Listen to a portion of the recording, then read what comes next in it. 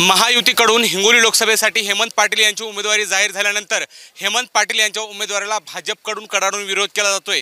त्यानंतर हेमंत पाटील यांची उमेदवारी कापली जाऊ शकते अशी चर्चा मोठ्या प्रमाणात होते आणि हेमंत पाटील यांच्या याच उमेदवारीच्या समर्थनात अनेक शिवसैनिक जे आहेत ते हेमंत पाटलांचे समर्थक जे आहेत ते आता मुंबईच्या दिशेने रवाना होत आहेत। ह्या आपण गाड्या बघू शकता, मोठ्या प्रमाणात ह्या गाड्या जे आहेत आता मुंबईच्या दिशेने रवाना होणार आहेत।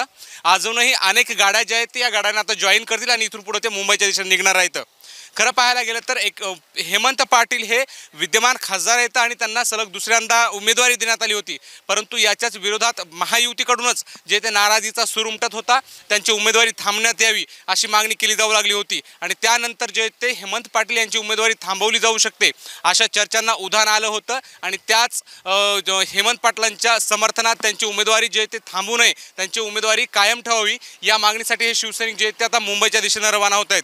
आपल्या गाड्यांना भगवे झेंडे लावून गळ्यामध्ये भगवे रुमाल घेत हे सर्व शिवसैनिक जे ते सायंकाळी 6 वाजता वर्षा या निवासस्थानी जाणार आहेत। त्या ठिकाणी एकनाथ शिंदे यांची भेट घेणार आहेत आणि त्यांना साकडं घालणार आहेत की हेमंत पाटील यांची उमेदवारी कायम ठेवा, परंतु जर तसं झालं नाही तर हे आम्ही आमच्या पदाचे राजीनामे देऊ अशी सुद्धा माहिती या शिवसैनिकांनी दिलेली आहे आणि हेमंत पाटलांची उमेदवारी जर थांबवली तर आम्ही महायुतीचं काम सुद्धा करणार नाहीत अशी भूमिका या शिवसैनिकांनी घेतलेली आहे। आता एकनाथ शिंदे हेमंत पाटलांची उमेदवारी कायम ठेवतात का हे पाहणं महत्त्वाचं आहे। Camera person आकाशसह Madhav Dipke, ABP माझा, हिंगोली। एबीपी माझा, उघडा डोळे बघा नीट।